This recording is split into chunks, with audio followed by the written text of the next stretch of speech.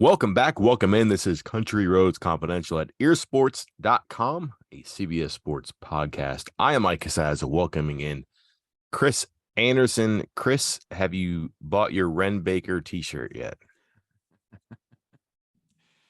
No, but I am looking forward to one of those gift baskets that he got. If they got a few extra of those laying around.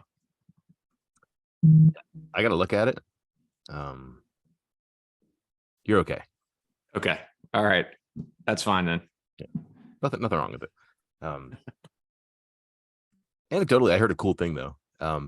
Baker and his wife have two kids, and somebody from the athletic department went around and was trying to find like a welcome gift and found like a local artisan who puts together these kits on like helping kids learn and appreciate Morgantown.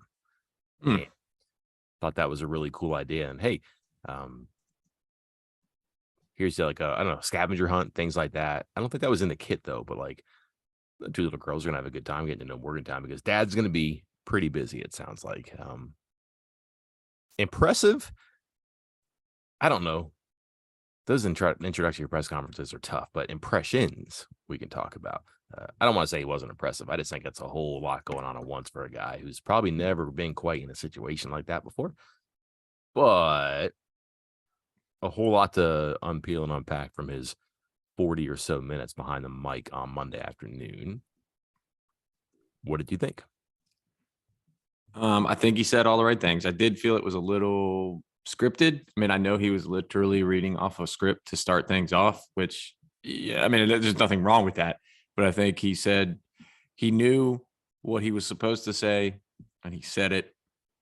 And as people who probably watched it realized, like, this was more of a ceremonial thing than really like some kind of hard hitting, push for answers and his thoughts on things. He just arrived. I think it was Sunday afternoon, and then had to do an interview or this press conference Monday morning. So he's not really going to be able to answer questions about specifics on things like going on with other sports. I know he's asked about softball and track and field and different things. So it's kind of hard for him to answer those questions right now, but it was what it was, I think, is just the only way I can really put it, because I didn't take too much from it. There are a couple comments that I'm sure we'll discuss from both him and Gordon Gee that we can get into more in depth. But for the most part, it was what it was, a ceremonial introduction. Before I forget, the company that has the experiential travel kits, whatever I mentioned, Curated Wonder. Probably a good Christmas gift, I would think, this time of year. I get nothing from this plug, by the way. But I mention it. I want to not leave the story incomplete. We got to make sure, what, 10% cut for ear sports here? Yeah. Let's go. I got to figure out who the owner is first, and then tell that person what I've done, and then have that person agree retroactively. Good business plan by Mike. I did not get an MBA, by the way. Integrated marketing, though, probably should be a little bit better than that. Anyways, let's go to the thing I think I know. Sports. Wren Baker, Gordon Gee. The setting for this was very expected, very unusual, though, too. It's in the football team room because it's big. It's got comfortable seats. It's got a staged area. So that makes sense. People know where it is. However, in the room, all the coaches, including Bob Huggins and Neil Brown, who are people you kind of want to ask questions about, like, what are you going to do with these guys? It did come up. Huggins didn't catch a stray. He's doing his own thing right now. Basketball team's fine. The future with him is way off in the future. And I think if you listen to Baker, he is a prioritized guy. And I can get into some of the reasons why I get that. And I think that's why he is the way he is. But I don't think he's worried about Bob Huggins' contract right now. And certainly the front burner would be Neil Brown, too. Chris, he says he's going to make sure that Brown has all the resources he needs to win, and that part of the assessment is not necessarily assessing Brown as a coach, wins and losses, recruiting philosophy, management, so on and so forth. But hey, does he have the sharpest knife? Does he have the most durable bullets? Does he have this and that he needs to succeed? Kind of press on that a little bit. We never really got that. It's a great answer that doesn't, I don't want to say it's hollow, but it doesn't really deliver everything there too. you talk around to people who are recruited, who recruit, and you watch this program, same as I have for many years now too. If those two do sit down and have a conversation, and Baker says, "Hey, what are the hurdles I can remove? What are the resources I can go out and procure?" Which again, that's the AD's job, no matter what you've heard lately on the radio. What hurdles does he remove? What resources does he procure?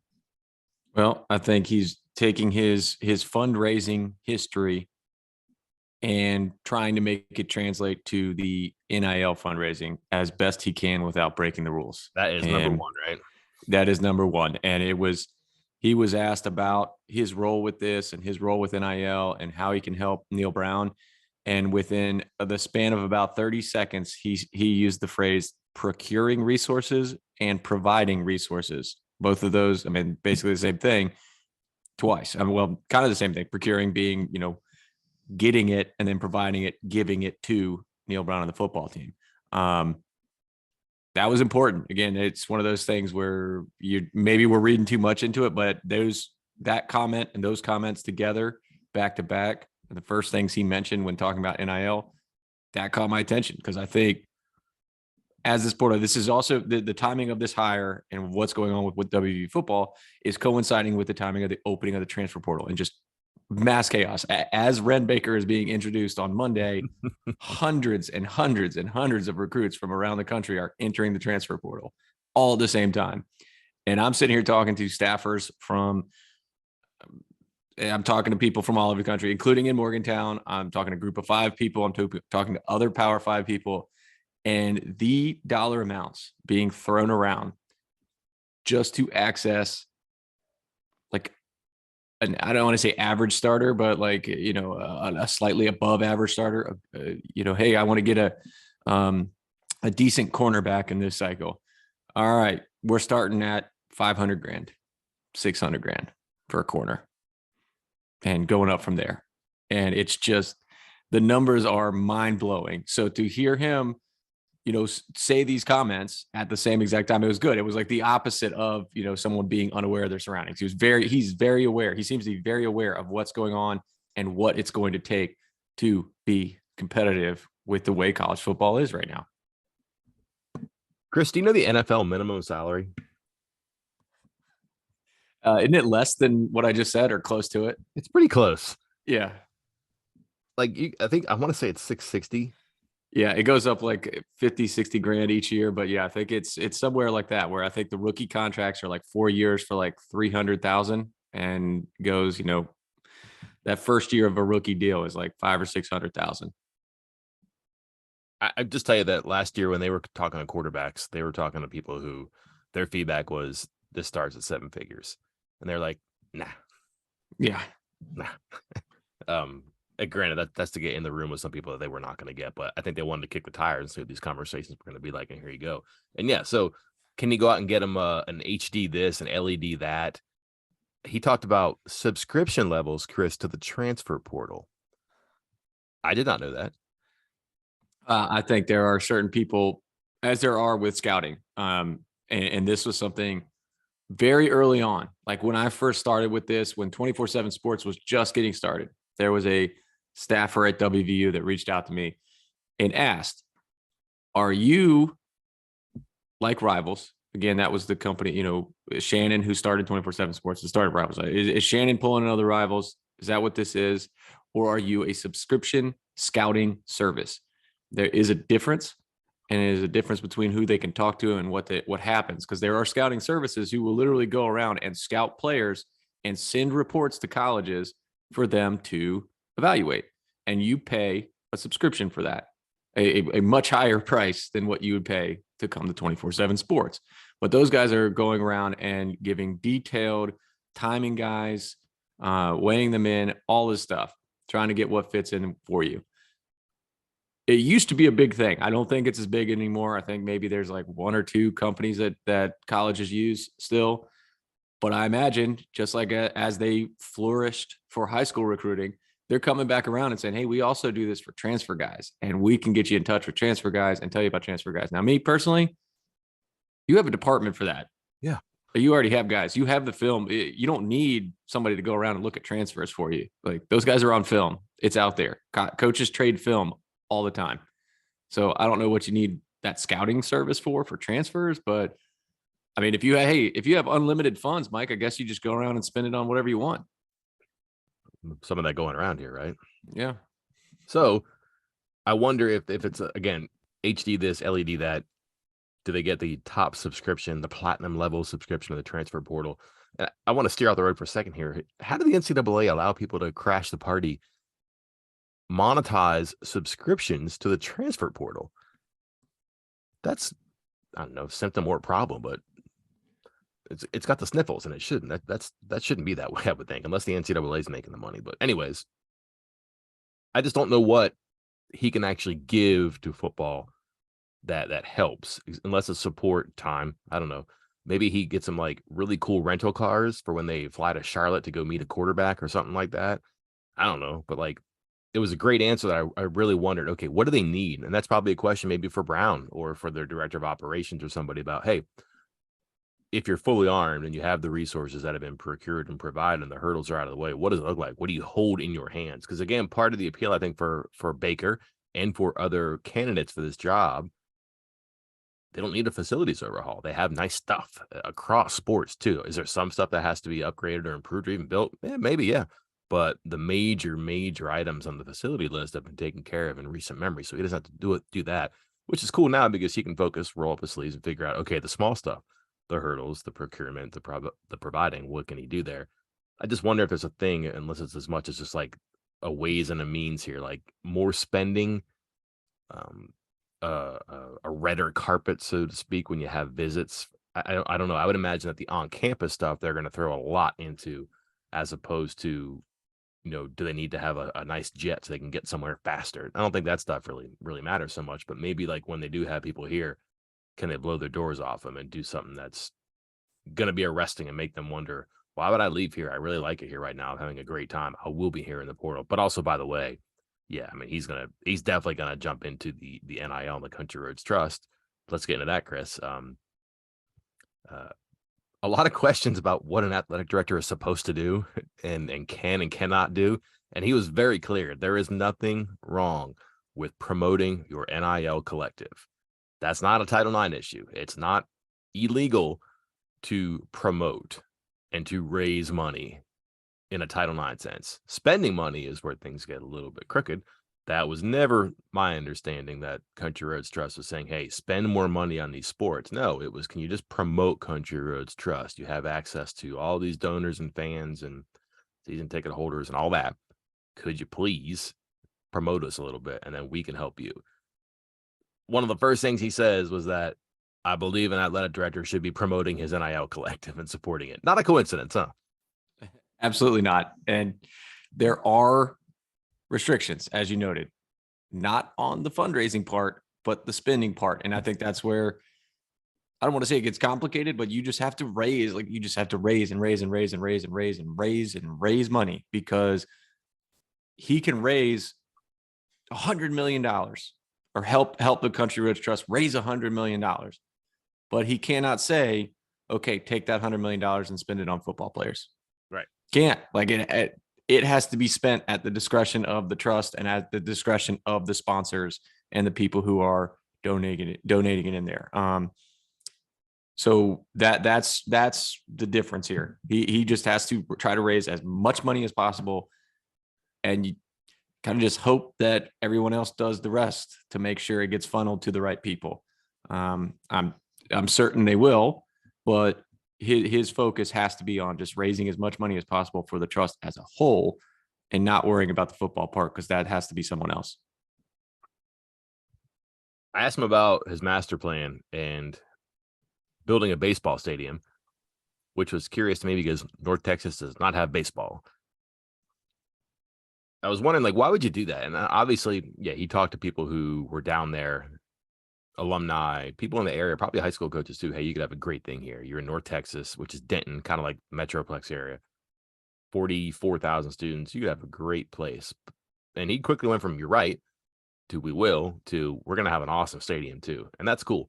But it never really went anywhere. And again, he's only there for 6 years, so it's hard to say it never went anywhere. But I thought it's interesting.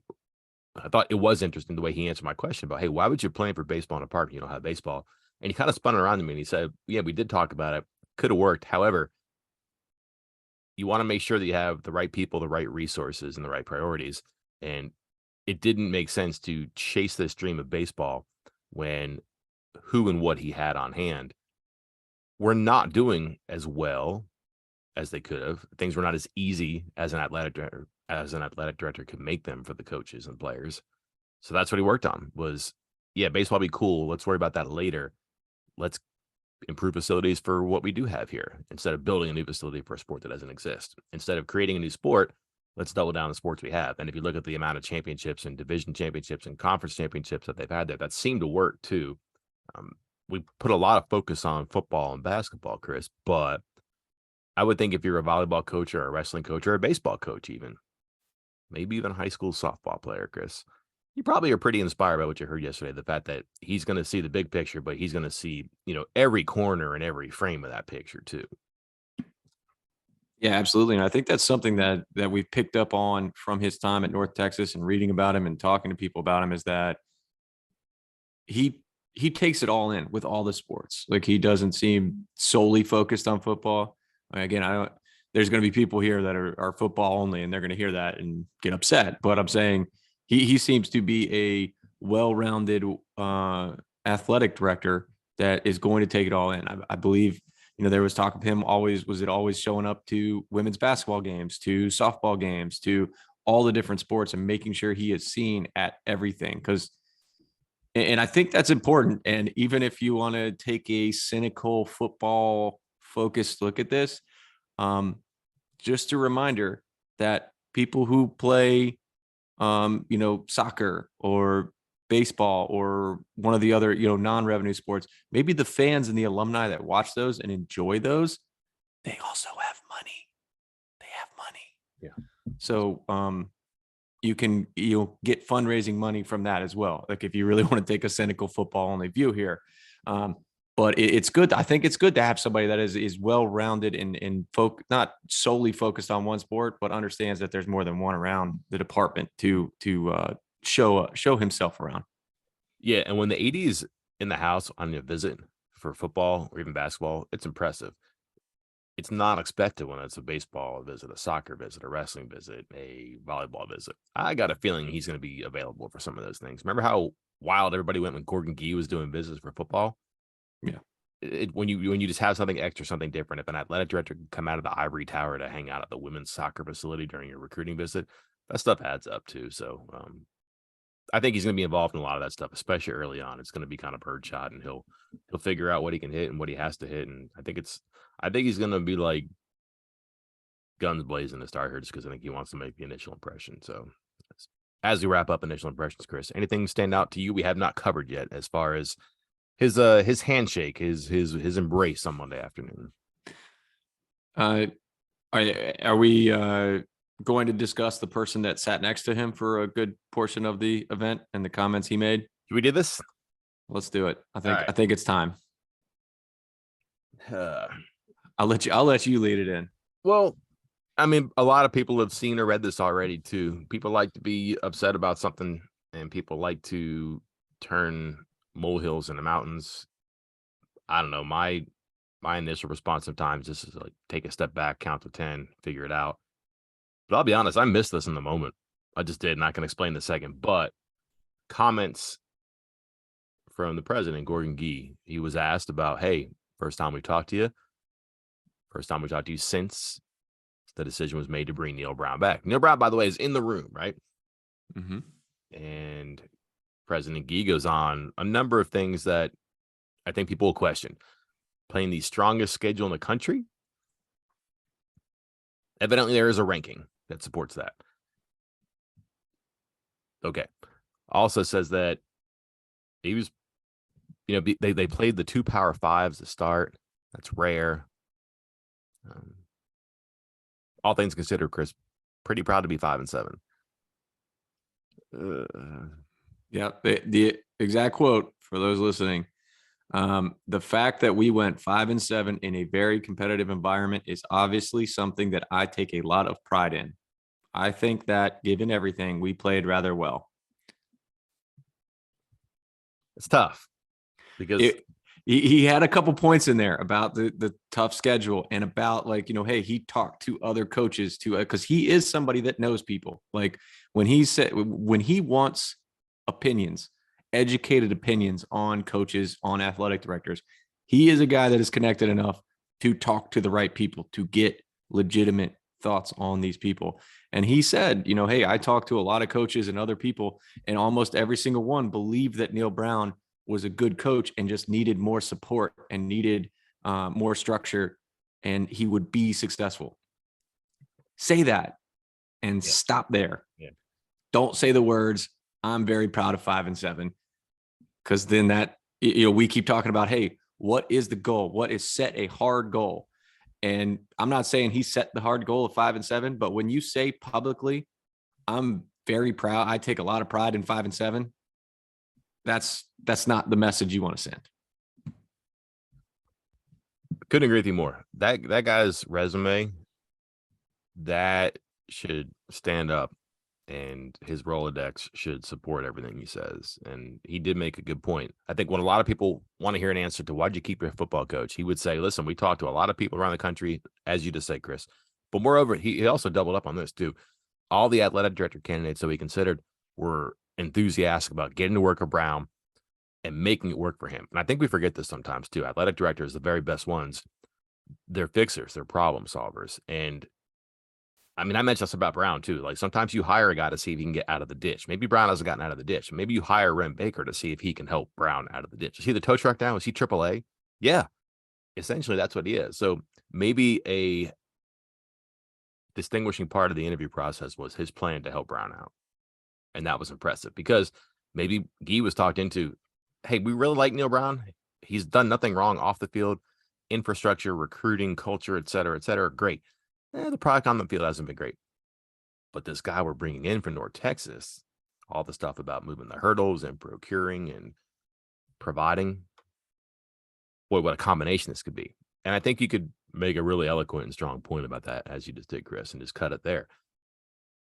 When you bring rankings guru into the house, you got to vet rankings guru, because that's evidently where this comes from. Excuse me, power rankings guru. And if you go to their page, there's a cartoon illustration of like a monk, who I guess is a guru, talking about this. But sure enough, West Virginia has the #1 schedule rank, as accumulated by an average of the guru opponent rank.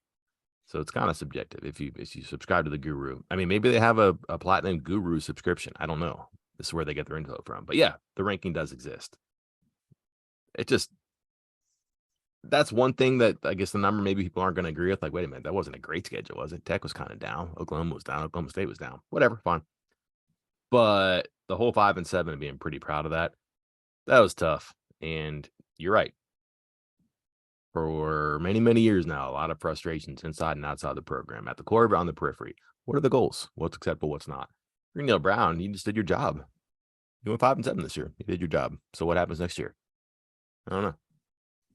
Be interesting. I do find it interesting that the day Baker is introduced is the day after that North Texas got rid of their football coach, who Baker had stuck with. Now, is that Baker's decision? Is that a president or an athletic department that can't afford to fire a coach? Maybe. I don't know. I don't know the details too much there. Question I'll ask for sure.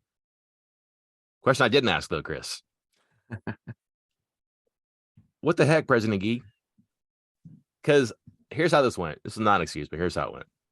It's about a 40-minute news conference. It doesn't have all day. And there was a signal from the side, one more question. And I had questions I wanted to ask. And Gee was going through his thing. I'm transcribing the answers as they're coming across. My brain works about 10 seconds behind. I'm listening, typing, and trying to queue up my question there. It's a transcription thing. If you've done it before, you know what I'm talking about. But Gee stops talking. The cue comes, wait, one more question. And I pounced because I had a question I wanted to ask Baker about his people skills and raising money, but also engaging fans, because I have stories about that I want to write. And I'm not kidding, Chris, about 8 to 10 seconds into my question and the beginning of Baker's response, it hit me, the 5-7 thing, and I just couldn't backtrack.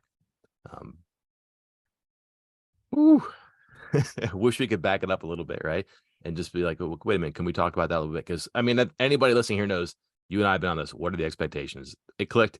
It did not click right away. It's worth a follow up, and without giving the game away here, there's opportunities coming to follow up, so it's not going to be buried and forgotten. It's a very good question. It's a very good concern. I would also say it's a very presidential thing to say when the football coach is in the room, when the athletic director is getting introduced, and you're trying to just tie the bow on a pretty good ceremony for an athletic department that needed a pretty good moment. Yeah, that was a tough one because again, you're in the room. I'm watching remotely, and I'm watching. I'm not even transcribing. I'm watching it on video, and then he said it, and then I hear Caridi say last question, and you start asking your question, and I'm like, wait, hold on, what? And I hit the little back button, go back 15 seconds, like skip back 15 seconds. I'm like, did he just say he was proud of 5-7?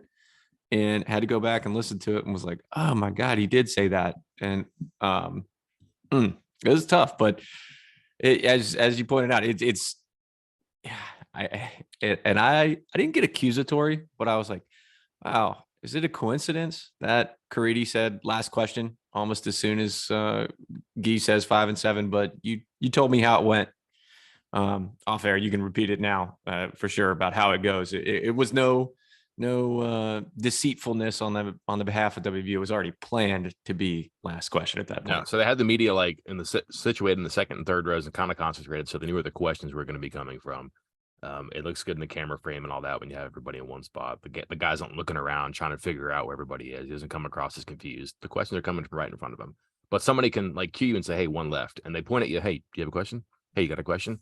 But so you kind of know when you're going, so people aren't talking over each other a little bit. But also at the very end, there was a sign from the side from one of the sports information people. "Hey, just a single finger in the air. One question left." That was as much to your MC as it was to the media. Not me, MC.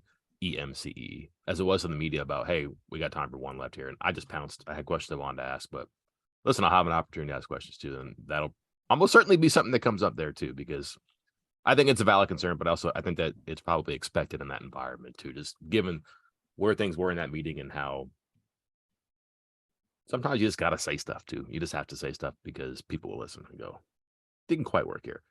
Finally, Chris, we transitioned from that scene in that room to other news coming out of that room and in that building. We're not even out the door. Will Crowder, Reese Smith are in the transfer portal. There are pretty healthy indications that Graham Harrell has a chance to be a head coach somewhere. We talked about two places on the VIP board, one obvious, one not. I think you'll see some traction with. That would be West Virginia's offensive coordinator. This is amid conversations that there will or may be staff changes. That would not be a change that West Virginia necessarily wants to make, but would be happy to make if the head coach position at another school takes the offensive coordinator.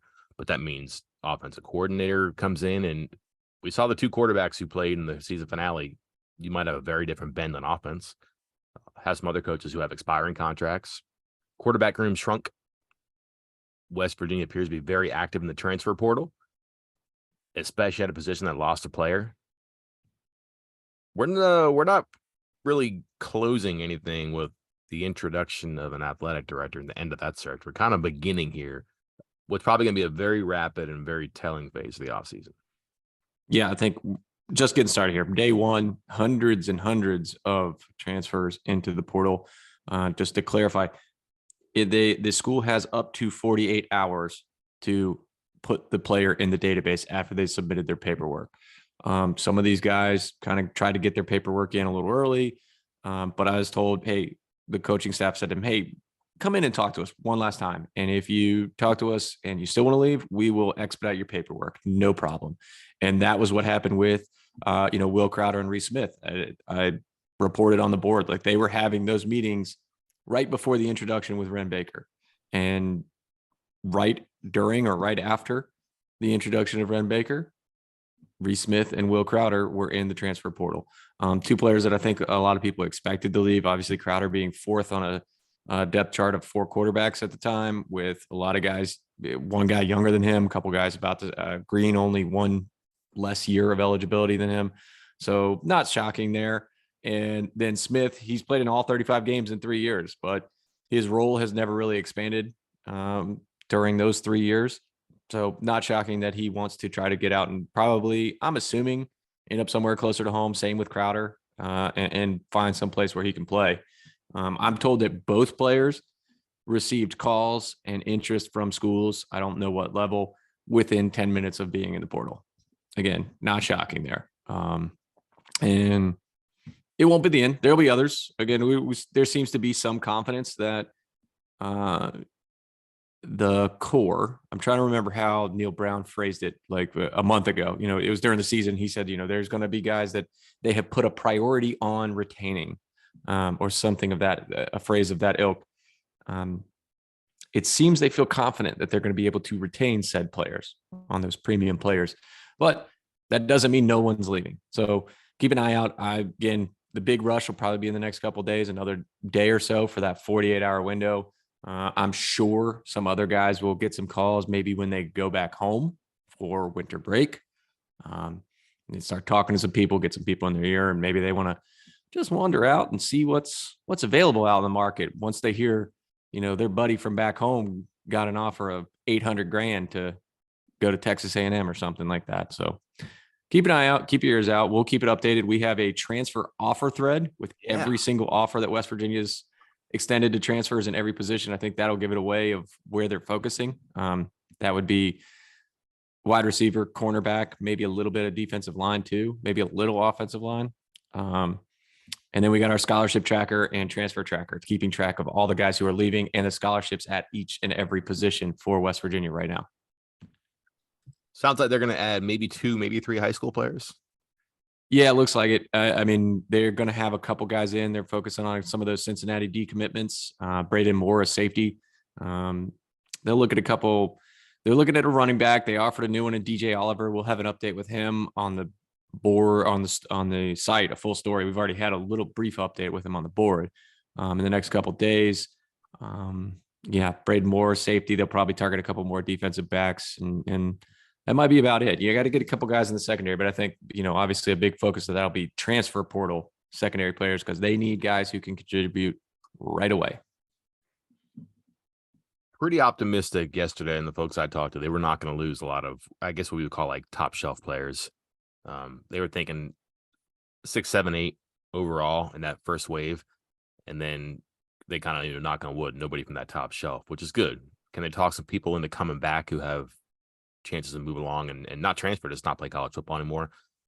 50-50 on that. We'll see. I did find interesting, Chris, though, that you mentioned like the doubling back on some of these interviews. Hey, that's your decision. Think about it. Come back. We'll have one more talk. Or, hey, that's your decision. Okay. By the way, come back to my office. Just visit. That kind of thing, which is smart. They were kind of stung last year by the Josh Chandler-Samito debacle. Mm-hmm. And they want guys to be sure about this because this portal thing happens so fast. And West Virginia, frankly, I think that they think they can get a quantity of players that will exceed the quantity they might lose to the portal, which is tricky because you have that scholarship limit too. And I think they're trying to be 100% sure on guys who are going to be out or who are going to be in, because you can't say no to a prospective cornerback because you don't have a spot for him. But all of a sudden, 2 people leave out of nowhere who said they were coming, and now you got to go get somebody. But the first person you wanted and maybe the other person you wanted aren't there anymore. So these are decisions that have to be made fast for the welfare of the student athlete, but also the school too. And it does sound like, correct me if I'm wrong here, Chris, this is way more developed sooner in the game than it was last year. Like, they have plans, they have progress. Last year, it's kind of like they were, the flasher lights were on. They were trying to come from the side of the road to the right lane. And this just feels totally different. Yeah, they seem focused, and they seem like they have, I don't want to say done their research, but they've had these conversations with players. I think publicly they might have said, we didn't talk about it till this last week, this dead period week. No, they didn't. They've had conversations with these guys all season long, because I know of a couple players who had conversations with the coaching staff throughout the year. Hey, I'm still thinking of transferring. I'm going to finish out this year. I'm not doing the 4-game thing, or I am doing the 4-game thing. That's why when those things were happening during the season, I was like, watch this player not coming back. They're having these conversations throughout the year. Publicly, they're going to say they're not, and that they should say that kind of stuff publicly, but they were a lot more on top of it this year. So they have a much, I think, better picture. Again, some of it's a little bit of guesswork because you're trusting teenagers and young adults in college to their word at this point, but they're doing much better with trying to get a feel for how guys are doing. So they kind of have an idea of who's going and who's not, but they also understand it's the transfer portal and things get weird. Final question. Yes. Have you been contacted by buffstampede.com to go join the revolution on the Colorado 24/7 site? I think that guy needs to hire about 16 more temp guys to come work for him over winter break. Find some college kids that are out for winter break, because I think it's going to be wild in this 45-day window out in Boulder. I think you and I could be a package deal. We could be like the Sean Lewis, Kent State, bring his assistant coach, go there. There you go. We both like Colorado. Mm-hmm. Very excited. It's prime time, Chris. Yes, it is. Time for us to go. Plenty coming up. Basketball interviews today. Game tomorrow. 4 games coming up here before the holiday. Formative time for the Mountaineers. We'll discuss it all in print, probably in conversation too, I promise. Until then, I'm Mike Casazza. And I'm Chris Anderson. We'll talk to you next time.